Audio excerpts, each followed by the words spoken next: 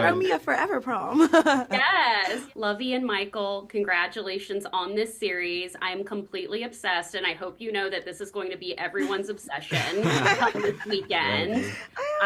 Yes, congratulations. I was totally shipping Keisha and Justin, and they were stressing me out a lot, okay, with the ups and the downs, but I was totally here for it. And I love that the both of them were so smart and driven, yet they were afraid to kind of disappoint their parents, and that was a big part of the series. So I'm curious what you hope, younger viewers when they see this, what you kind of hope they take away who have these same types of issues. Lovey, I'll begin with you.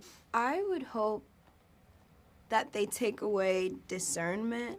I would hope that seeing it from like the outside looking in on these teenage problems and situations, that they can be like, okay, so maybe what I was thinking might not have been the right thing, but I was valid for feeling that way, but let's move like this. I would hope that they would want to be in love, even if it may be discouraging at times, because it is life-changing as well. So that's two things I would want them to know. I agree. Michael, what about for you? I think just understanding how powerful love is and understanding that self-love is extremely powerful. Because I think you see these two characters go on this journey of growing with each other, and then growing within themselves, and then ultimately kind of coming back to themselves. And self-love is something that the world doesn't necessarily push all of the time, because life is hard, man. Life is really, really difficult.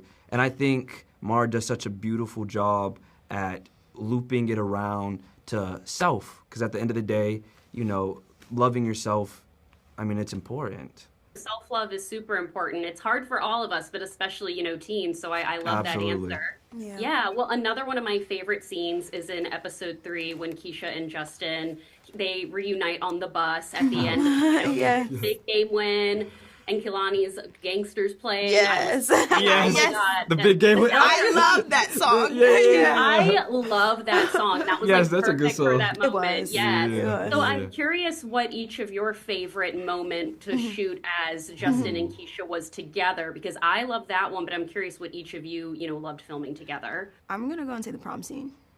Oh. I'm going to go and say the prom scene. I felt like that was so fun. It felt like a big party of a day. Yeah, no, the prom scene was definitely fun. Definitely got to dance around. I didn't get my prom. I graduated 2020. So that was like a prom that I never got. An actual prom. But yeah, I would say the prom scene too. Yeah, That's a good it was one. fun. That's a good one. That's a good one. I want Netflix to throw me a prom. That's like, hey. Right. Throw me a forever prom. Yes. Well, like I said, I did love the soundtrack and like kind of, reminiscent of, 2016, 2017, 2018. I'm curious if each of you kind of created a playlist for your characters or, a diary, what you kind of did to get into that mindset. What did you guys do? Yeah, I created a playlist for my girl. I created a everyday playlist, and then I created like a workout playlist for Keisha because I knew she was really in the track bag. So I definitely did those two things. I made cute little pictures for them and just listened to them like every day. Yeah. That's perfect. And me for Justin, I made a playlist as well. I don't think I made as an extensive playlist as Lovie did, because she showed me her playlist. But I kept a journal with some of his thoughts and ideas, because he's such a different dude than me personally. So I kind of kept up with him journal wise, and that's kind of how I tapped into Justin. No, I love that. Yeah, no, thank you for sharing those answers. You need to send me Keisha's playlist so I need both of them, okay? I can do that. Yes, well, it was so fun to chat with the two of you. I would chat Yes. with you all day, honestly, but I am so excited for audiences. Like, my whole community is going to be obsessed with this, honestly, my whole romance community. So I'm so, you guys had Excited. amazing chemistry. And thank you so much for your time today. I'm so excited for audiences to see forever. Thank Cool. you. Mara, so nice to meet you. So nice to meet you. And congratulations on this series. I was just telling Lovie and Michael, I hope that they're ready for it to be everyone's obsession this weekend because I was full blown obsessed with this series. I was rewatching it again this morning. That's how much I love it. So congratulations to you, first of all. Oh, wow, Lauren. Thank you so much for that energy. I mean, it really feels good to receive it. I think we collectively put a lot into it. So to get that back means a lot.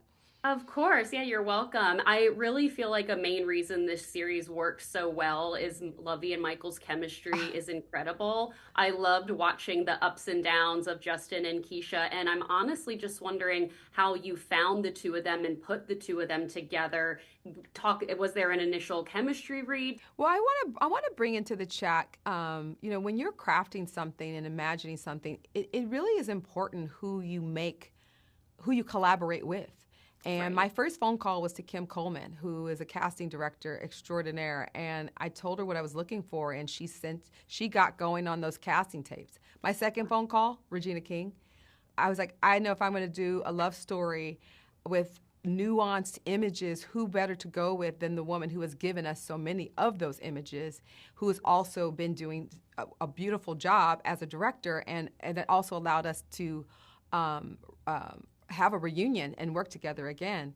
So that was exciting. So building the right team around getting more eyes around that. That's how you really began to find chemistry, is to find the chemistry of the people you're going to work with.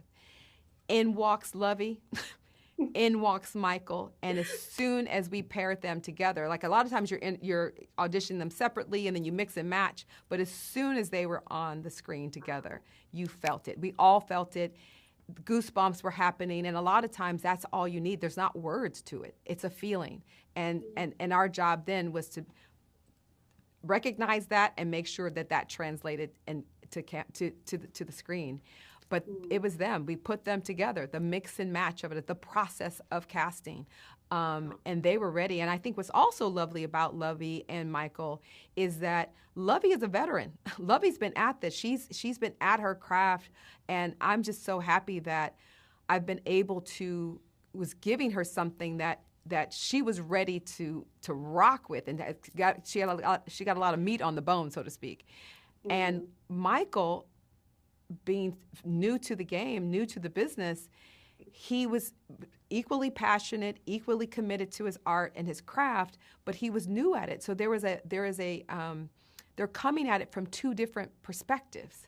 And that, too, is beautiful in the chemistry of things. You know what I'm saying? And it's almost like the opposites attract idea. And it allowed them to dance together, and they just did it beautifully. They really did, and I love that Regina directed the pilot episode, and it definitely kind of set the tone for the series. And of course, I'm glad that you got to, work with her again.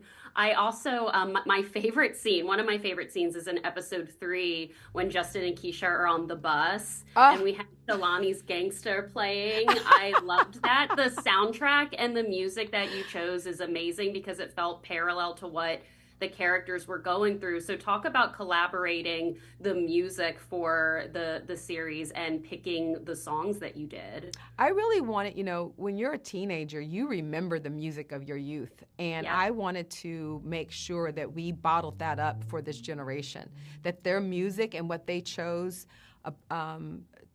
what they chose about their experience was important too. That's also what was the echo of their time, and that was equally important, that this is what the young women were talking about and this is what the young men were talking about, that surrounded them in the choices they were making about each other.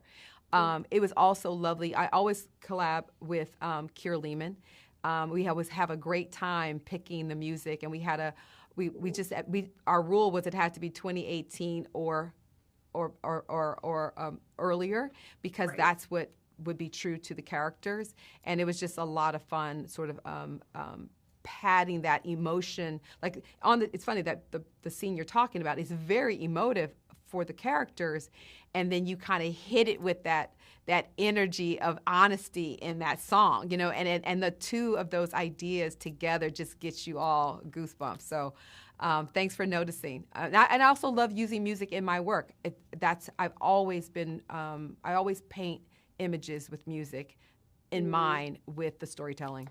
Wow. Yeah, no, I love that. That song definitely gave me all the goosebumps for sure. I would chat with you all day about this series, honestly, but I cannot wait for audiences to see Forever when it's on Netflix later this week. It's like truly one of my favorite series that I've seen so far this year. And it was such an honor to chat with you, Mara. Thank you. And thank you for your support. I really appreciate it. Of course, my romance community is going to be flipping out over the show. I can't wait to see what the response is, honestly. Let love live. Let's go. Yes.